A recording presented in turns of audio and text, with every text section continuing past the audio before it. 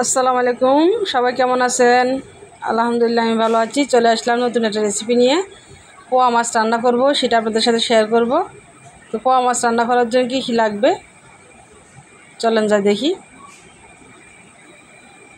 এখানে আমি পোয়া মাছ কেটে ধুয়ে নিয়েছি। একটা বড় পোয়া মাছ আছে, মাছের মাথা সহ মোট 5 পিস মাছ। এই মাছগুলো আজকে আমি রান্না করব। পেঁয়াজ কুচি নিয়েছি, আলু নিয়েছি কেটে, ধুন্দুল নিয়েছি কচি ধুন্দুল গাছের। এখন চুলে একটা প্যান বসিয়ে দিলাম, পরিমাণ মতো তেল দিয়ে দিব। তেল গরম হয়ে গেলে আমি পেঁয়াজ কুচিগুলো দিয়ে দিব। পেঁয়াজ কুচিগুলো একটু হালকা ভেজে নিতে হবে।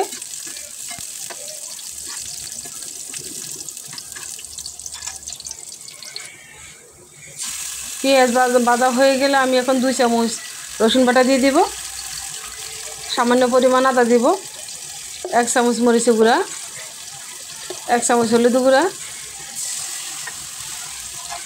সামান্য একটু পানি দিয়ে একটু নেড়ে চেড়ে নিব। পরিমাণ মতো লবণ দিয়েছি।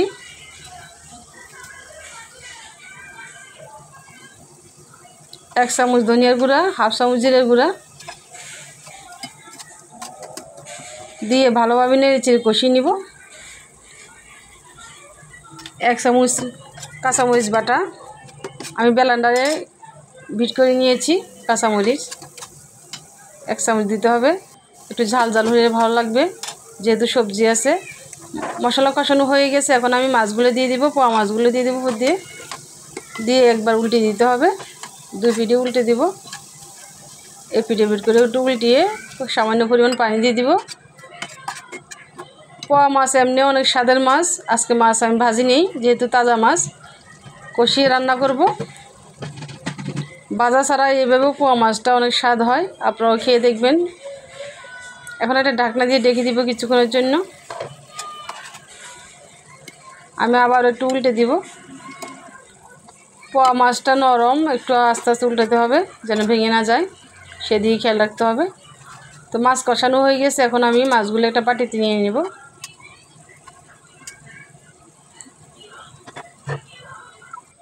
বাটিতে নিয়ে একটা সাইডে রেখে দিব।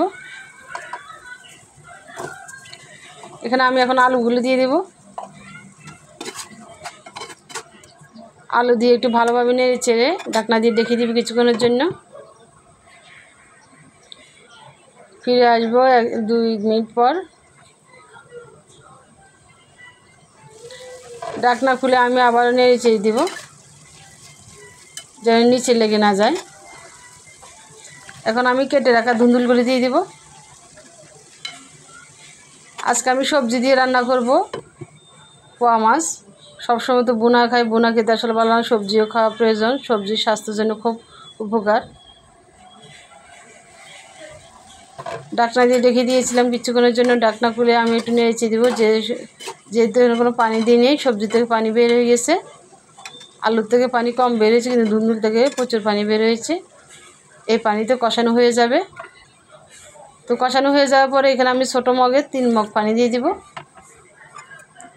মানে পরিমাণ মতো দিব, আপনারা ঝোল যেরকম খাবেন সেই পরিমাণ মতো দিবেন। এখন একটা ঢাকনা দিয়ে রেখে দিব। ফিরে আসবো 2 থেকে 3 মিনিট পর। মাছগুলো আমি পরে দিব, তরকারিগুলো বলক আসার পরে। আমার প্রিয় ইউটিউব ভাই বোনেরা, যারা আমার ভিডিও সবসময় দেখেন, তো একটু কষ্ট করে লাইক শেয়ার করবেন, একটু সাপোর্ট করবেন। আপনাদের একটি সাপোর্ট, একটি লাইক আমার জন্য আনন্দ হয়ে উঠবে আগামীতে। তরকারি বলক চলে আসছে, এখন আমি উপর দিয়ে মাছগুলি দিয়ে দিব। মাছগুলো দেওয়ার পরে আমি আবারও একটু ঢাকনা দিয়ে রেখে দিব। এভাবে আপনারা বাসায় ট্রাই করতে পারেন। রান্না বান্না সবাই কম বেশি পারে।